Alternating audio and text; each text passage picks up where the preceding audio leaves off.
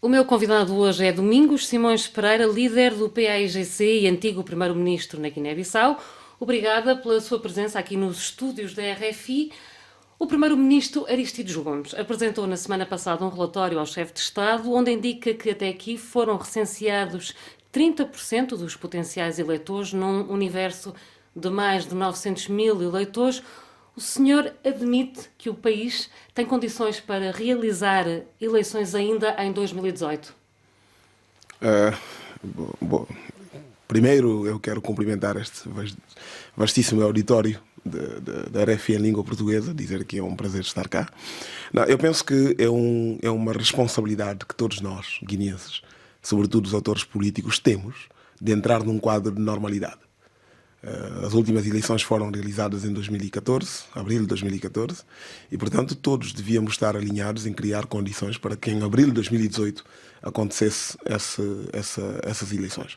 Não foi possível, foi transferida para novembro, de acordo com as disposições constitucionais, e, portanto, temos que trabalhar nesse sentido.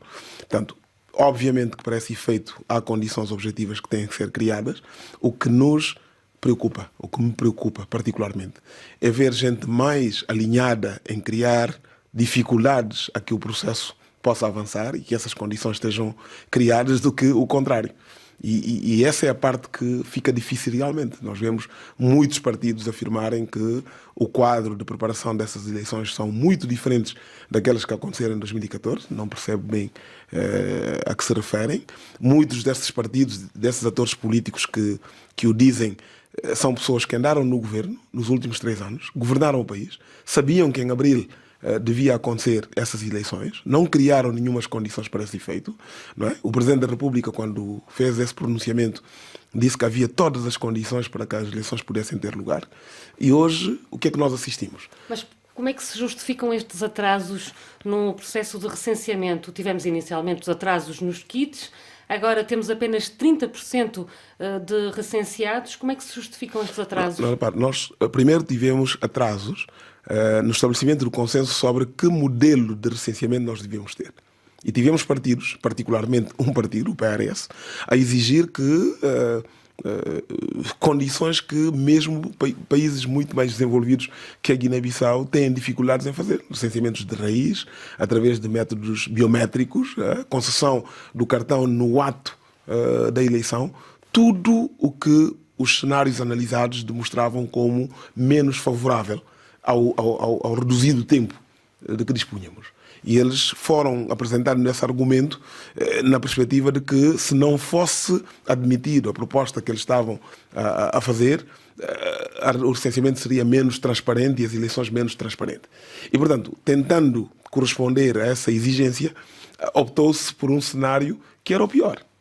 E, portanto, ficámos aguardando que todas as condições estivessem reunidas, porque só se podia começar a recensear quando todos os kits, por isso é que se começou a falar dos kits. De outra forma, podia-se começar o recenseamento e depois fazer impressão, não é? Conforme as outras alternativas que tinham sido propostas. Gastou-se aí mais de um mês nessa discussão.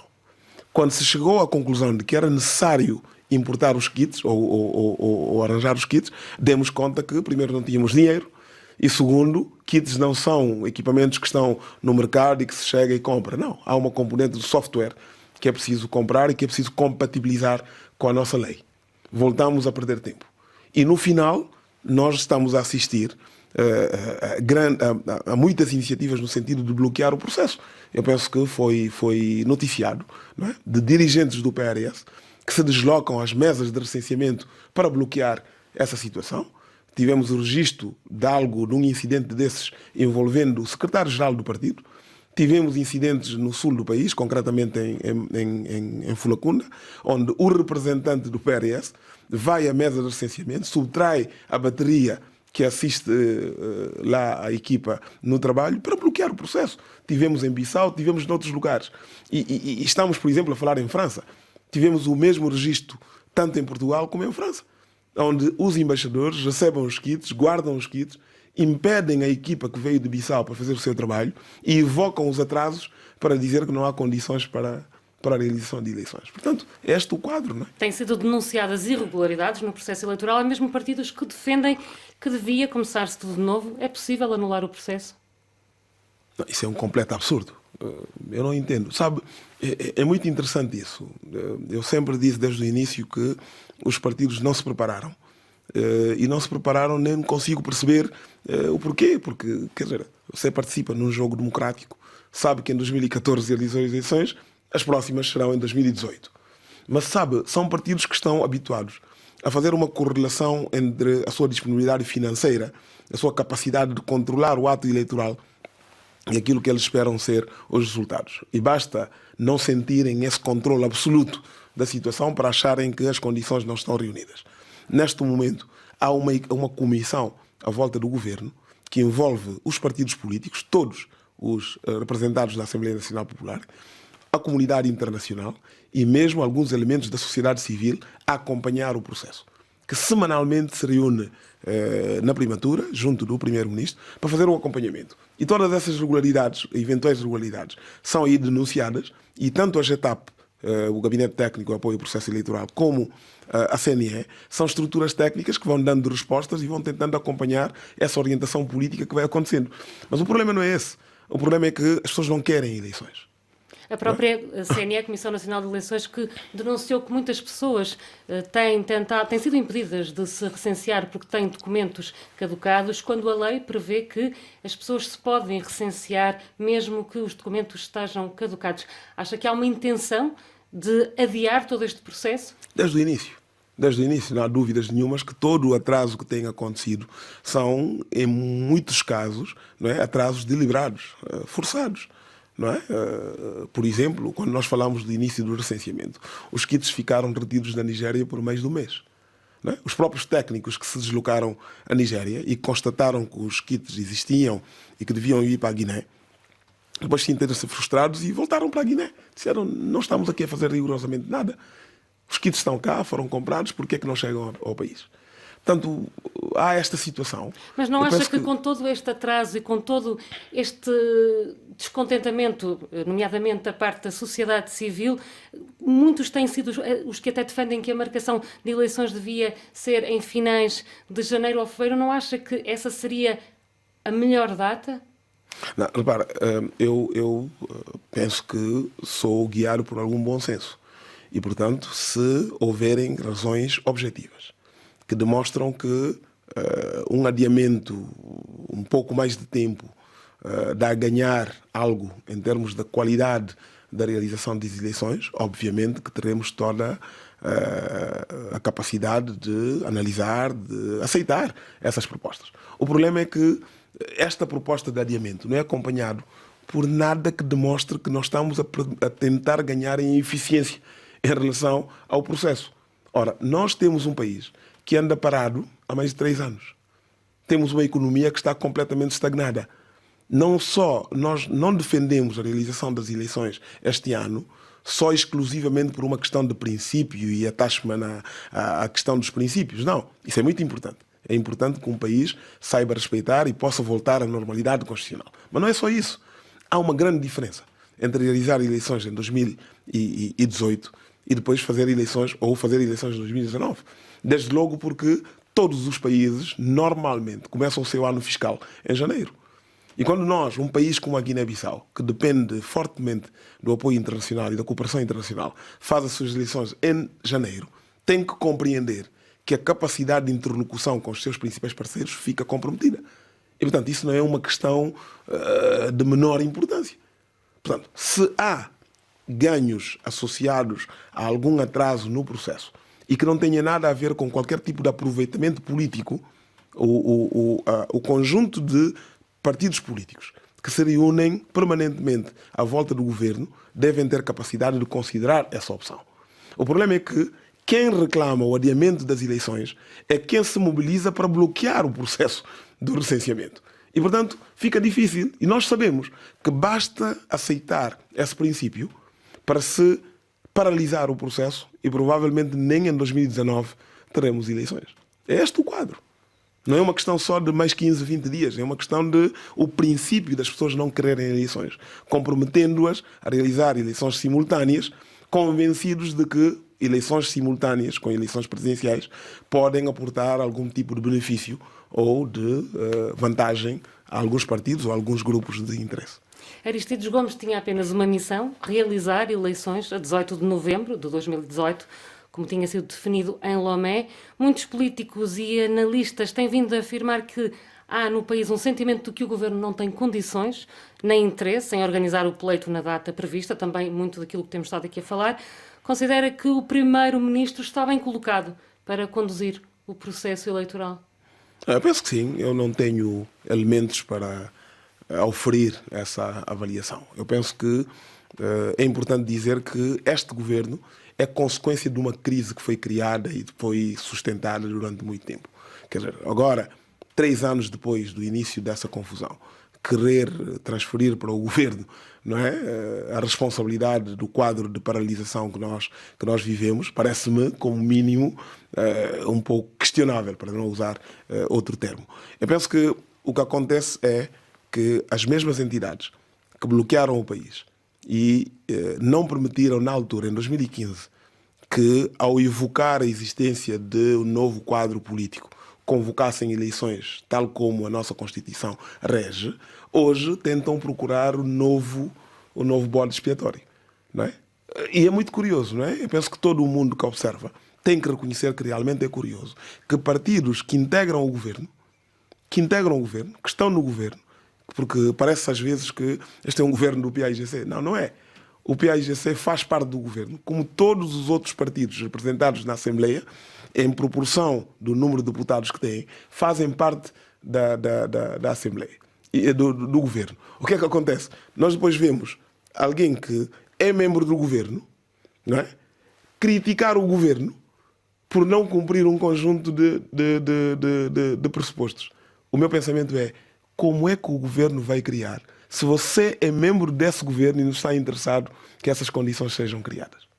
O senhor acredita que isto se tornou numa guerra pessoal entre o Presidente da República e o senhor? Não, eu penso que foi assim apresentado no início. E o povo guineense foi levado a crer que se tratava de uma questão pessoal.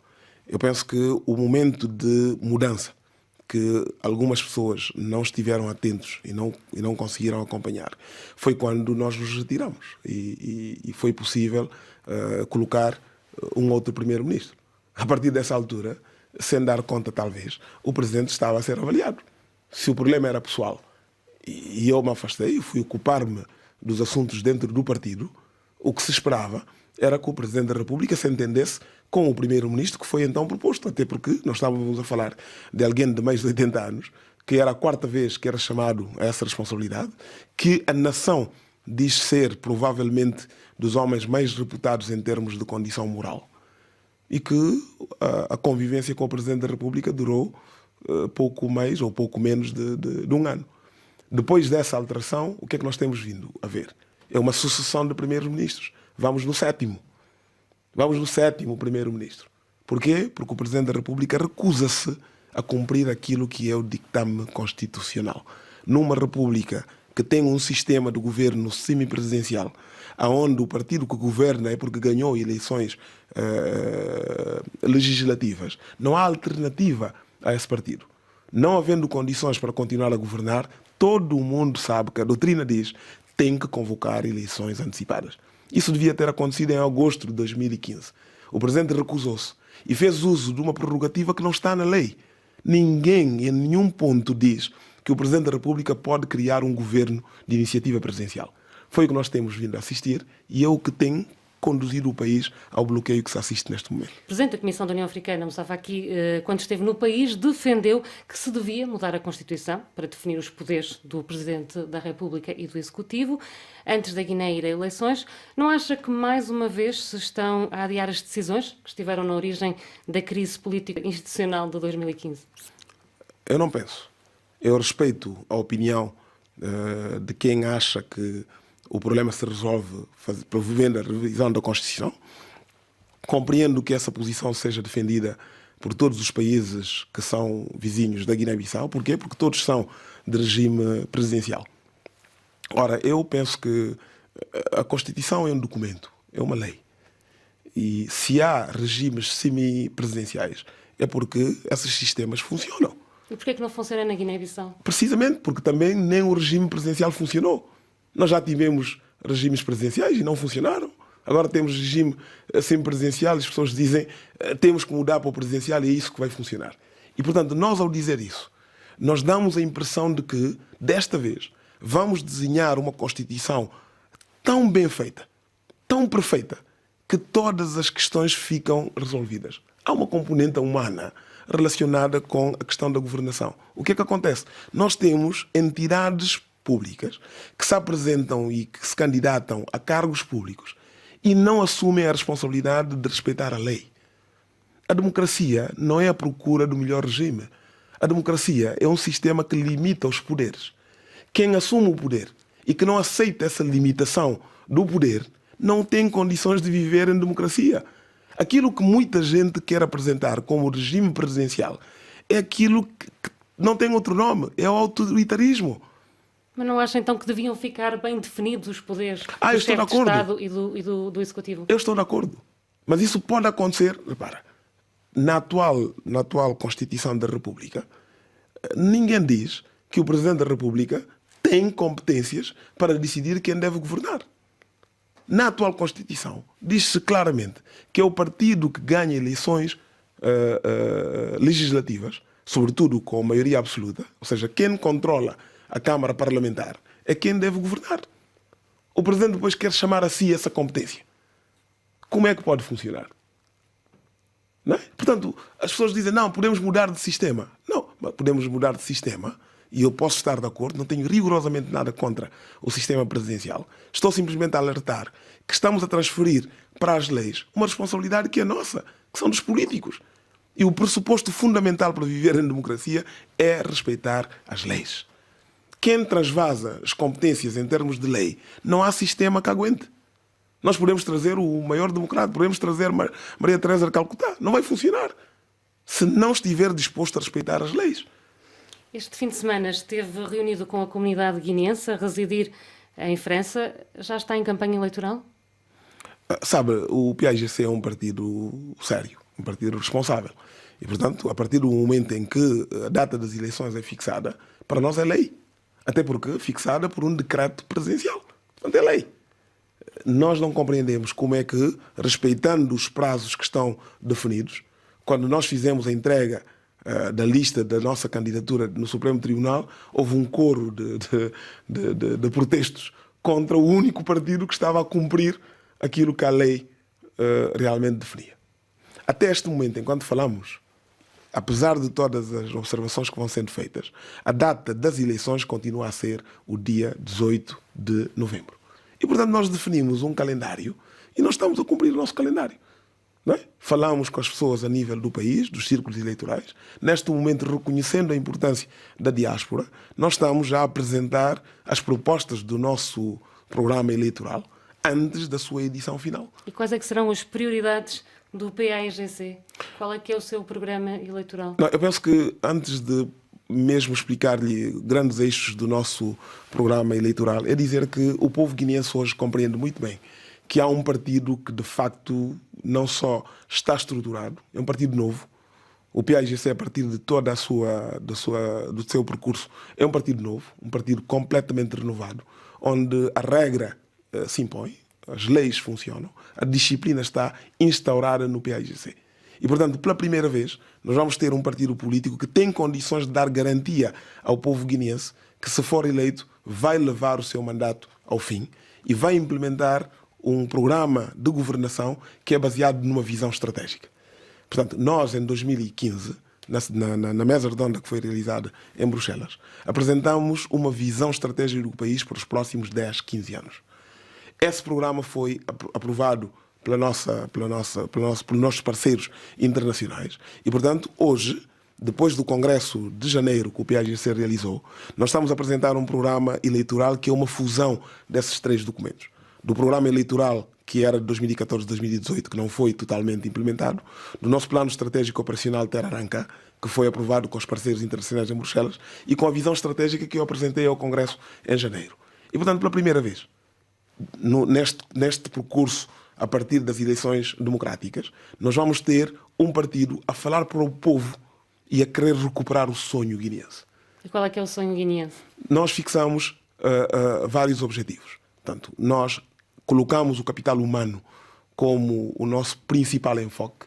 É importante potenciar as competências e o talento do cidadão guineense, mas nós, porque sabe, a Guiné, como todos os países que se descobrem em crise, tem a tendência de dizer que tudo é prioridade. Sim, tudo é prioridade, mas quem assim diz é porque não tem prioridade. É preciso fixar grandes linhas. Nós identificamos quais os fatores de crescimento da nossa economia. E estão bem definidos, desde o caju até o turismo, até as pescas, até a exploração mineira. Nós definimos em cada um dos setores quais são os indicadores. Nós depois dissemos que vivemos em 2018. Nós não vivemos há 30 ou 40 anos. E, portanto, há fatores catalisadores. Não basta dizer que nós temos condições naturais. Temos que ser capazes de transformar. E aí a energia é fundamental e a informação. Portanto, pertencer a esta era, não é, da informatização. Depois, nós identificamos a biodiversidade como o principal fator que deve ser transversal a todas as políticas. Ou seja, independentemente das ações que nós definirmos no nosso plano estratégico a nível setorial, nós temos que ter sempre em atenção o seu impacto, não é, na biodiversidade. Porque nós somos um país único. A Guiné é um país único. Tem condições naturais que são verdadeiramente únicas. Não só pelas espécies que aí habitam, não só pelo microclima que aí se descobre. Há um conjunto de fatores que faz com que a Guiné-Bissau precisa ser conhecida no mundo e ser aconchegada pelos países com quem tem relações. E é tudo isto que nós traduzimos no nosso programa eleitoral e que vai convencer certamente os guineenses. Em entrevista à RFI, o PRS afirmou que nenhum partido vai conseguir obter maioria absoluta nestas legislativas. O senhor prevê um cenário de coligação com o PRS, com a APU-PDG ou até mesmo com o Madame G15? Não, repara, eu penso que o resultado das eleições depende da vontade do povo guineense. O programa que nós vamos apresentar ao povo guineense vai ser acompanhado com um pedido muito claro, muito expresso, de que o PAIGC, para implementar esse plano e para levar toda essa visão em curso, precisa de facto de uma maioria confortável, de uma maioria absoluta. Precisa dessa maioria absoluta. Agora, o PAIGC respeita aquilo que for a vontade do povo. E uma coisa é certa. Nós vamos manter a porta aberta para o diálogo, nós vamos dialogar com todos os partidos, vamos dialogar com todas as forças vivas da nação e, em função desses resultados, nós estaremos dispostos a analisar todas as alternativas que possam viabilizar a implementação, não é, da visão estratégica que nós avançamos. Portanto, o que não pode ser condicionado é a implementação dessa visão. Todo o resto nós pensamos que pode ser discutido. Agora, diálogo sim, não significa necessariamente que o diálogo tem que resultar no estabelecimento de uma coligação ou de outra forma de entendimento. Agora, abertura para esse diálogo, com certeza. O senhor acredita que o PAIGC vai ser vencedor destas legislativas? O país sabe que neste momento precisa que o PAIGC ganhe as eleições. O povo guineense, que neste momento é constituído por mais de 30% de jovens, sabe que o seu futuro depende disso. O PAIGC se preparou. O PAIGC, quando foi arredado do poder em 2015, não é? Investiu na organização interna. Hoje, o PAIGC é um partido novo, um partido renovado, um partido preparado, um partido que consegue centrar-se naquilo que é essencial e evitar essas distrações. O país tem vivido de distração em distração. Cada vez há um novo tema que ocupa o nosso tempo e que nos desvia daquilo que é importante. Hoje, o PAIGC criou condições para que, se assumir a responsabilidade da governação, se ocupe da governação. Porque não vai precisar continuar a olhar para o retrovisor e cuidar-se das várias coisas que vão acontecendo ao redor. Hoje, quem está no partido sabe exatamente qual é a sua função. E é o que me dá a garantia de estar a dizer isso em nome do PAIGC. Engenheiro Domingos Simões Pereira, muito obrigada. Muito obrigado.